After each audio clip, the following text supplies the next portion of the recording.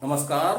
मैं आर के Saxena excellence mastermind coaching Rewa के यूट्यूब चैनल में आप सभी लोगों का बहुत बहुत स्वागत और अभिनंदन करता हूँ। और आज का मेरा वीडियो खास तौर से कई छात्रों की मांग थी कि सर जम्मू कश्मीर जो समस्या चल रही है उस पर एक बहुत ही सरल शब्दों में वीडियो बनाएं ताकि हम उस समस्या को समझ सकें।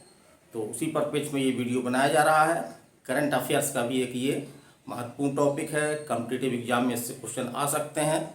साथ ही साथ ये उन लोगों के लिए भी काफ़ी उपयोगी है जो वास्तव में कश्मीर समस्या को बहुत ही सरल शब्दों से जानना चाहते हैं। तो चलिए हम चलते हैं। आज हम बहुत ही सरल शब्दों में कश्मीर समस्या का जब से प्रारंभ हुआ है वो कौन से कारण थे और वर्तमान में ये समस्या की क्या स्थिति है, तो इस पर हम चर्चा करेंगे। तो इस वीडियो को आप शुरू से लास्ट तक देखें, तभी आप इसका लाभ उठा पाएंगे। चलिए हम चलते हैं। हमारा टॉपिक है आज कश्मीर समस्या प्रारंभ से वर्तमान तक। तो कश्मीर समस्या निसंदेह रूप से भारत पाकिस्तान के बीच एक गंभीर समस्या है थी, हम नहीं कहेंगे इसको अभी, क्योंकि ये समस्या अभी ख़त्म नहीं हुई है और लाखों लोगों की जो है समस्या ने बलि ले ली है। तो हम शुरू में चलते हैं। तो हम तो पहले ये बताते हैं आपका कि जो हमारा जम्मू कश्मीर है तो उसका कुछ इस तरह से हमारा वर्तमान जम्मू कश्मीर ये है, ठीक है। और इसको जो है 2009 में इसका राज्य का दर्जा समाप्त करके और 2019 में इसमें दो केंद्र शासित प्रदेश बना दिए गए हैं, जम्मू कश्मीर और लद्दाख। तो ये आपका कश्मीर का नक्शा है। ये आपका भारत का ये उत्तर में आपका ये स्थित है। यहाँ आपसे पंजाब लगा हुआ है, यहाँ पे आपका हिमाचल प्रदेश लगा हुआ है। तो चलिए हम आगे चलते हैं। तो हम देखते हैं कि प्रारंभ कब हुआ। तो जम्मू कश्मीर समस्या का प्रारंभ जो है 1947 में हुआ। 1947 में 14 अगस्त को पाकिस्तान बना और 15 अगस्त को जो है वो भारत आज़ाद हुआ।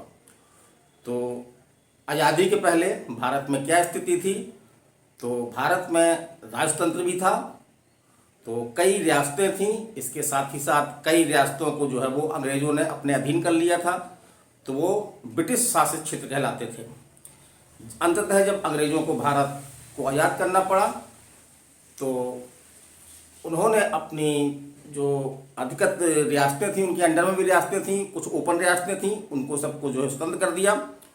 और ये उनके सामने एक विकल्प रखा कि वो या तो भारत के साथ मिल सकती हैं या पाकिस्तान के साथ मिल सकती हैं या जो है वो अपना स्वतंत्र अस्तित्व बनाए रख सकती हैं। तो इस तरह से इन देशी रियासतों का विलय करना जो है वो एक अखंड भारत के लिए जो है बहुत महत्वपूर्ण था। तो इसकी जिम्मेदारी हमारे सरदार वल्लभ भाई पटेल जी को सौंपी गई और निसंदेह रूप से उन्होंने बड़ी कुशलता के साथ जो है वो देशी रियासतों का भारत में विलय करवाया। लेकिन एक ऐसी रियासत थी जो आपकी कश्मीर रियासत थी।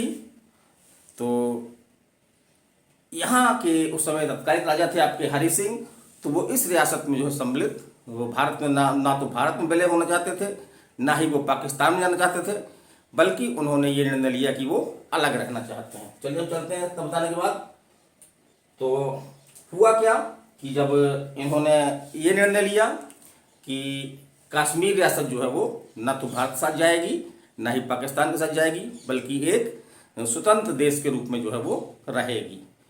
तो चूंकि ऐसा हम बताना चाहेंगे कि आपका जो जम्मू कश्मीर है उसमें आपके 3 क्षेत्र हैं। आपका एक तो आपका ये कश्मीर है, तो कश्मीर जो है वो मुस्लिम बहुल क्षेत्र है। यहाँ पे लगभग 80% आबादी जो है वो मुस्लिमों की है। और इसी प्रकार से जो जम्मू क्षेत्र है यहाँ पे अधिकांश आबादी जो है बहुत मात्रा में हिंदू है। और जो लद्दाख क्षेत्र है आपका, तो यहाँ पे जो है वो आपके बौद्ध हैं।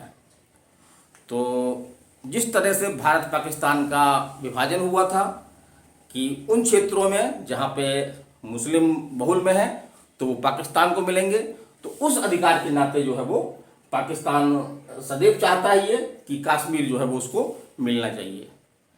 अब क्या हुआ कि जैसे ही भारत आज़ाद हुआ तो आपका 1947 में अक्टूबर 1947 में पाकिस्तान ने क्या किया कि कबीलाई के रूप में वास्तव में उसकी सेना ही थी वो, ये स्पष्ट हो चुका है।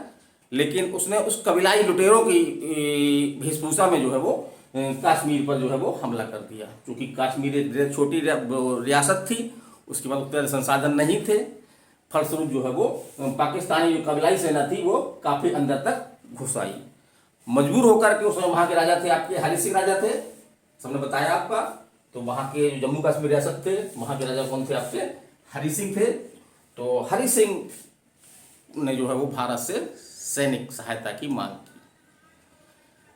उसी समय भारत ने एक शर्त रखी कि अगर आप अपनी रियासत का विलय जो है भारत में कर देंगे तभी हम जो है सैनिक सहायता दे पाएंगे। अंततः ऐसा कहा जाता है कि बड़े दुखी मन से उन्होंने जो है वो भारत में जो है अपनी रियासत का विलय कर दिया। ठीक है, विलय कर दिया, ये हमने डेट लिख रखी होगी। तो विलय कर दिया। तत्काल क्या हुआ कि भारतीय सेना जो है वो तेजी से यहाँ पे कश्मीर में उसने मोर्चा संभाला और पाकिस्तानी सेना को जो है वो खदेड़ने लग गई। पाकिस्तानी सेना एकदम बिल्कुल घबरा गई। लेकिन इसी दौरान क्या हुआ कि जो आपके तत्कालीन प्रधानमंत्री थे जवाहरलाल नेहरू जी, तो उन्होंने जो है वो यूएनओ संयुक्त राष्ट्र संघ में एक मांग रखी कि पाकिस्तान को जो है वो हमला करने से रोका जाए। तो एक प्रकार से संयुक्त राष्ट्र संघ के निर्देश में जो है वो एक स्टे की स्थिति मिल गई। तो फलस्वरूप क्या हुआ कि एक काफी बड़ा हिस्सा, ये हिस्सा हम दिखा रहे हैं आपको, ये हिस्सा है ना, ये काफी बड़ा हिस्सा जो है वो पाकिस्तान के अंडर में रह गया। और चूंकि यथास्थिति हो गई तो ये जो हिस्सा, एक बड़ा हिस्सा पाकिस्तान कब्जे में रह गया, जो मूलतः जो है वो क्योंकि विलय पत्र में पूरी रियासत के विलय हुआ था तो भारत का इसमें अधिकार है, लेकिन वर्तमान में जो है ये आपके पाकिस्तान के कब्जे में है। और जिसे जो है वो पाकिस्तान ने तथाकथित रूप से जो है वो आज़ाद कश्मीर का नाम जो है वो दे रखा है। तो ये देख रहे हैं आप, पूरा ये देख रहे हैं। और एक बात और हुई, यहाँ पे पाकिस्तान ने जो है क्या किया कि एक कुछ हिस्सा जो लगभग आपका 20% है कश्मीर का, तो ये जो है वो चीन को दे दिया। तो इस प्रकार से अब ये मामला जो है वो त्रिपक्षी हो गया।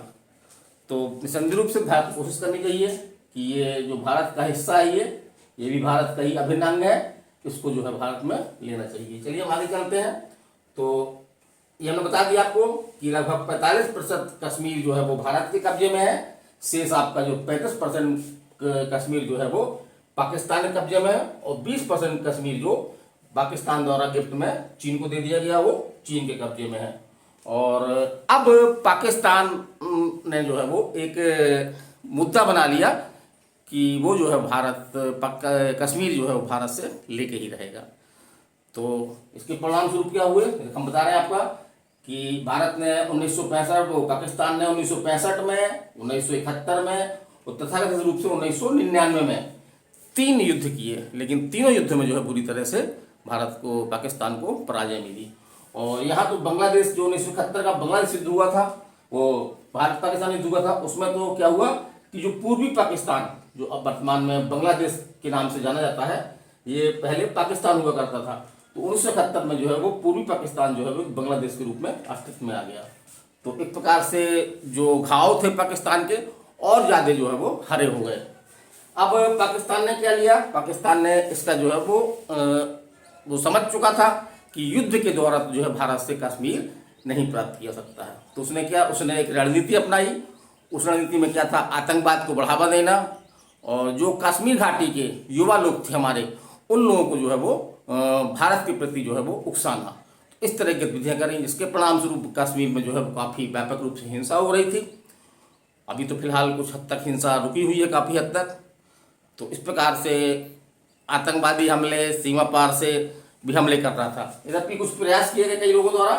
तो 1972 में जो है वो एक शिमला समझौता हुआ। शिमला समझौता में मुख्य रूप से ये बात हुई कि शिमला कश्मीर समस्या को जो है भारत और पाकिस्तान जो है वो आपस में समझौते द्वारा जो है वो निपटाएंगे। लेकिन निसंदेह रूप से पाकिस्तान अपने वचन पर कायम नहीं रहा।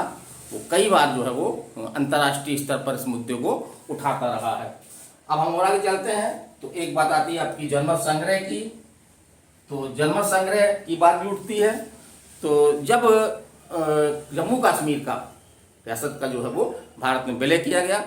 तो एक प्रकार से अप्रत्यक्ष रूप से ये स्वीकृति हुई कि जब भी घाटी में जो है सामान्य स्थितियाँ होंगी तो जनता की राय के लिए जो है जनमत संग्रह करवा लिया है कि जनता मुख्यतः क्या चाहती है। तो वर्तमान तक अभी जनमत संग्रह नहीं हो पाया है और उसका मुख्य कारण ये है कि भारत का ये कहना है कि जनमत संग्रह करवाने के लिए हम तैयार हैं, बशर्ते जो कश्मीर के पर जो है पाकिस्तान की सेना कब्जा है तो पाकिस्तान वहाँ से सेना अपनी वापस ले। तो पाकिस्तान ने सेना वापस नहीं ली, इसलिए जनमत संग्रह वहाँ पे नहीं हो पाया। अब आते हैं हम अनुच्छेद 370 की। तो अनुच्छेद 370 जो हमारा भारतीय संविधान है उसी में अनुच्छेद 370 है।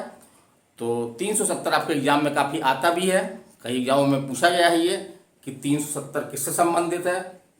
तो आंसर होता है आपका जम्मू कश्मीर राज्य से।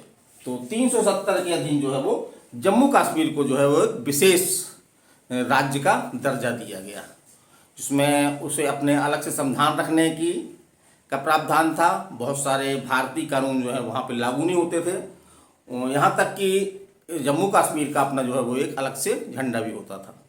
तो इस प्रकार से वर्तमान सरकार द्वारा अनुच्छेद 370 को जो है वो हटा दिया गया और हटाने के पक्ष में ये तर्क दिया गया कि अनुच्छेद 370 के कारण ही जो है वो जम्मू कश्मीर जो उस स्टेट हुआ करता था उसका जो है भारत में जो है वो सम्मिलन नहीं हो पा रहा, व्यवहारिक रूप से भारत में जो है वो मेल जोल नहीं हो पा रहा है। तो चूंकि भारत जिस तरह से अन्य राज्य है उस तरह से जम्मू कश्मीर भी जो भारत का एक राज्य है तो वहाँ पे 370 जैसी कोई विशेष प्रावधान की जरूरत नहीं है और फिर ये आपका स्थायी प्रावधान भी नहीं है, तो इसको हटाना चाहिए। और मेरे समझ से ये हटाना जो है वो उचित भी था। यद्यपि राजनीतिक दृष्टि से इसका काफ़ी विरोध भी किया जाता है, लेकिन जम्मू कश्मीर को भारत में व्यवहारिक रूप से जो है वो मिलाने के लिए अनुच्छेद 370 जो है वो एक बहुत बड़ी बाधा थी, जिसको हटा करके वर्तमान सरकार द्वारा ठीक ही किया गया है। अब हम और आगे चलते हैं। तो अब क्या स्थिति हुई है कि जम्मू कश्मीर जो आपका एक स्टेट हुआ करता था, वहाँ पे क्या किया गया कि उसका स्टेट का दर्जा जो है वो समाप्त कर दिया गया और उसकी जगह पर जो है वो जम्मू कश्मीर को दो भागों में बांट दिया गया और वहाँ पर जो है वो दो केंद्र शासित प्रदेश बनाए गए। तो वो कौन कौन से थे आपके दो, एक तो आपका था जम्मू और कश्मीर, ये आपको दिख रहा है जम्मू कश्मीर, और दूसरा केंद्र शासित प्रदेश आपका लद्दाख। तो इस तरह से अब जम्मू कश्मीर जो है वो दो केंद्र शासित प्रदेशों में बट गया, एक आपका जम्मू कश्मीर और दूसरा आपका लद्दाख। लेकिन जो आपका जम्मू कश्मीर केंद्र शासित प्रदेश था उसमें जो है वो एक विधानसभा की व्यवस्था भी की गई है कि जिस तरह से दिल्ली एक केंद्र शासित प्रदेश है, जिस तरह दिल्ली में आपकी विधानसभा है उसी तरह से उसी टाइप का जो है वो केंद्र शासित प्रदेश जम्मू कश्मीर को बनाया गया और वहाँ पर जो है वो विधानसभा होगी। तो अब हाल में ही अभी वर्तमान प्रधानमंत्री द्वारा जो है वो बैठक की गई है, इसमें इस विषय पर विचार किया जा रहा है कि किस तरह से जो है वो वहाँ पर चुनाव करवाए जाए और समान राजनीतिक स्थिति जो है वहाँ पे बहाल की जाए। तो इसी उद्देश्य से जो है वो परिसीमन की बात की जा रही है। चुनाव आयोग को इस संबंध में आवश्यक निर्देश दे दिए गए हैं। ऐसा कहा भी जा रहा है कि अगस्त के अंत तक जो है वो वहाँ परिसीमन हो जाएगा। यद्यपि परिसीमन का जो है राजनीतिक दृष्टि से जो वहाँ की क्षेत्रीय पार्टियां हैं वो इसका विरोध कर रही हैं और शीघ्र ही जो है वहाँ विधानसभा चुनाव करवाए सकेंगे। तो एक प्रकार से कश्मीर समस्या, जहाँ तक मेरा विचार है, कश्मीर समस्या अभी समाप्त नहीं हुई है, लेकिन निसंदेह रूप से जो वहाँ पे हालात सुधरे हैं वो भारत के पक्ष में है। तो हम तो यही आशा करते हैं कि शीघ्र ही कश्मीर समस्या हल हो जाए और ख़ास तौर से जो बहुत बड़ा हिस्सा जो आपके लगभग ये 20% चीन के पास और 35% ये, तो 30-20-50-55% जो हमारा कश्मीर है वो आपके जो है पाकिस्तान और चीन के कब्जे में है। तो अब अगला कदम हमारा जो है वो इन क्षेत्रों को जो है मुक्त कराने का होना चाहिए। तो मेरा ये जम्मू कश्मीर समस्या पे एक छोटा सा बड़ी ही बोलचाल की भाषा में बड़े सरल शब्दों में एक ये वीडियो बनाया हूँ मैं आज। तो इसको आप देखें और यदि आपको अच्छा लगे तो इसको आप लाइक ज़रूर दें ताकि हमारा भी उत्साह बढ़े और मैं RK Saxena excellence mastermind coaching Rewa के यूट्यूब चैनल में पुनः आपका स्वागत करता हूं और अगले वीडियो तक आप लोगों से जो है सभी से विदाई लेता हूं। नमस्कार, धन्यवाद, थैंक यू।